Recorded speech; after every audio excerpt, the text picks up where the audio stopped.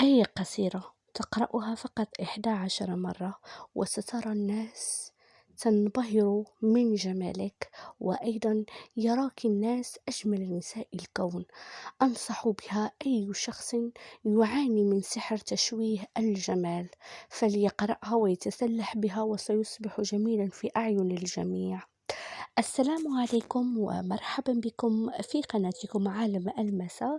هذه القناة التي سأشارككم من خلالها مجموعة من النصائح والوصفات. لا تنسوا دعمي عبر نشر الفيديو مع أصدقائكم كي تعم الفائدة بإذن الله تعالى.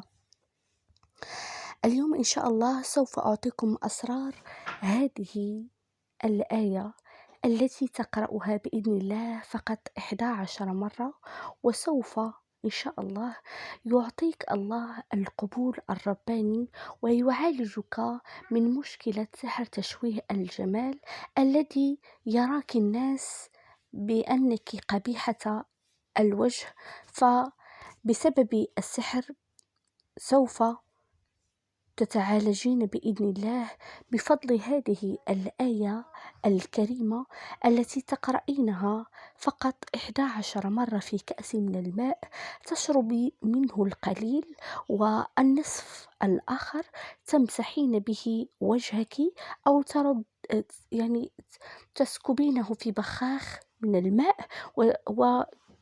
وترشينه على وجهك، وإن شاء الله سوف تتعالجين من سحر تشويه الجمال، وسيراك الناس أجمل نساء الكون، ويراك أيضا الجميع من أنك جميلة ولست قبيحة.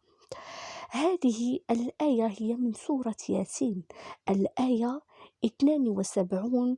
بإذن الله تعالى تقرأينها فقط 11 مرة. أعوذ بالله من الشيطان الرجيم. وذللناها لهم فمنها ركوبهم ومنها يأكلون. هذه الآية بإذن الله سوف تستطيعين في النصر عن السحرة الذين شوهوا جمالك بسبب السحر، وستنتصرين عليهم، وسوف تكسبين محبة كل من رآك من النظرة الأولى، خصوصا إذا كنت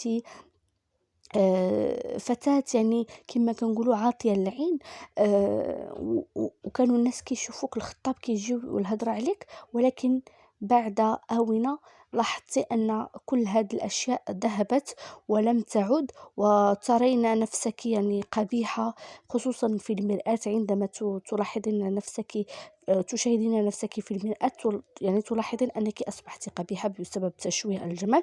فلتقرأي هذه الآية وبإذن الله إن شاء الله سوف تحصلين على قبول رباني ويحبك الجميع. إلى اللقاء.